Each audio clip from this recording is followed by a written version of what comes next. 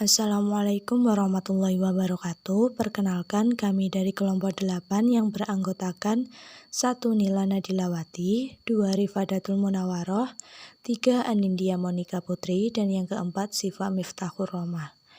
Adapun topik yang akan kami bahas yaitu mengenai standar audit dan konsep pengawasan.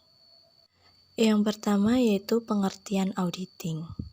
Pengertian auditing yaitu suatu proses sistematik untuk memperoleh dan mengevaluasi bukti secara objektif mengenai pernyataan-pernyataan tentang kegiatan dan kejadian ekonomi, dengan tujuan untuk menetapkan tingkat kesesuaian antara pernyataan-pernyataan tersebut dengan kriteria yang telah ditetapkan, serta penyampaian hasil-hasilnya kepada pemakai yang berkepentingan. Saya Rifadatul Munawaroh NIM 124011193062 akan menjelaskan tentang jenis-jenis audit. Dalam melaksanakan pemeriksaan, ada beberapa jenis audit yang dilakukan oleh auditor. Jenis-jenis tersebut dapat didasarkan pada luasnya pemeriksaan dan jenis pemeriksaan. Jenis audit berdasarkan luasnya pemeriksaan dapat dibedakan menjadi dua, yaitu pemeriksaan umum dan pemeriksaan khusus.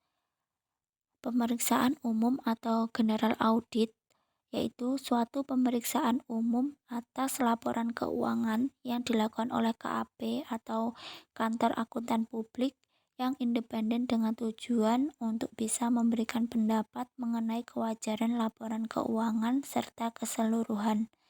Pemeriksaan tersebut harus dilakukan sesuai dengan standar profesional akuntan publik atau panduan audit entitas bisnis kecil dan memperhatikan kode etik akuntan Indonesia, kode etik profesi akuntan publik dan standar pengendalian mutu. Yang kedua, pemeriksaan khusus atau special audit, yaitu suatu pemeriksaan terbatas atau sesuai dengan permintaan audit yang dilakukan oleh KAP yang independen dan pada akhir pemeriksaannya auditor tidak perlu memberikan pendapat terhadap kewajaran laporan keuangan secara keseluruhan. Jadi pendapat yang diberikan itu terbatas pada pos atau masalah tertentu yang diperiksa karena prosedur audit yang dilaksanakan juga terbatas.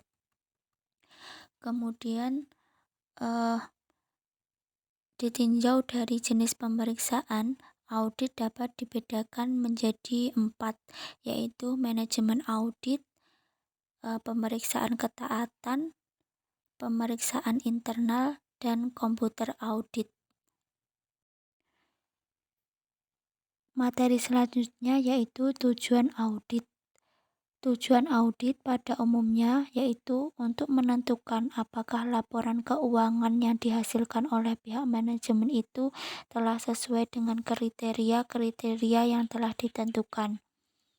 Untuk mengetahui tujuan audit, auditor harus mengevaluasi masing-masing asersi laporan yang berkaitan dengan saldo akun tertentu atau kelompok transaksi tertentu, karena hubungan tujuan audit dengan asersi tersebut sangat erat, maka auditor seringkali menggunakan istilah tersebut secara bergantian.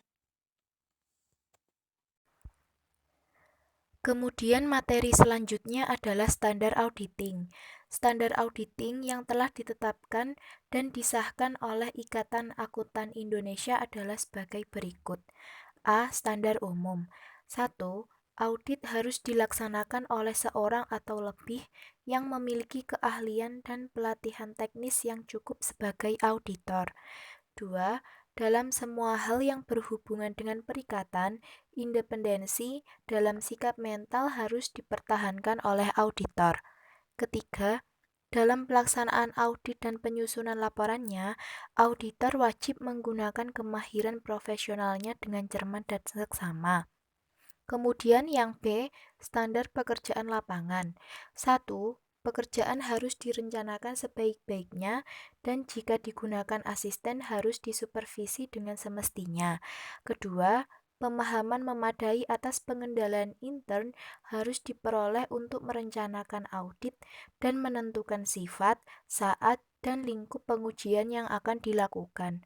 Ketiga adalah bukti audit kompeten yang cukup harus diperoleh melalui inspeksi, pengamatan, permintaan keterangan, dan konfirmasi sebagai dasar memadai untuk menyatakan pendapat atas laporan keuangan yang diaudit. Kemudian C. Standar pelaporan. 1. Laporan auditor harus menyatakan apakah laporan keuangan telah disusun sesuai dengan prinsip akuntansi yang berlaku umum di Indonesia. 2. Laporan auditor harus menunjukkan atau menyatakan jika ada ketidakkonsistenan penerapan prinsip akuntansi dalam penyusunan laporan keuangan periode berjalan dibandingkan dengan penerapan prinsip akuntansi tersebut dalam periode sebelumnya. Ketiga, pengungkapan informatif dalam laporan keuangan harus dipandang memadai kecuali dinyatakan lain dalam laporan auditor. Kemudian yang terakhir adalah laporan auditor harus memuat suatu pernyataan pendapat mengenai laporan keuangan secara keseluruhan atau suatu asersi bahwa pernyataan demikian tidak dapat diberikan. Selanjutnya adalah materi tentang konsep pengawasan. Konsep pengawasan terhadap praktek keuangan yang dilakukan pada lembaga keuangan syariah memiliki sejumlah landasan, yaitu landasan syariah dan landasan hukum positif yang berlaku di Indonesia. Landasan syariah yang biasa diacu misalnya adalah pemahaman terhadap Quran Surat Al-Ansyar ayat 1-3.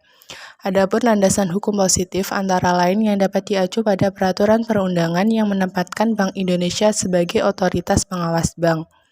Pengaturan dan pengawasan bank syariah yang dilakukan oleh Bank Indonesia meliputi aspek produk dan transaksi.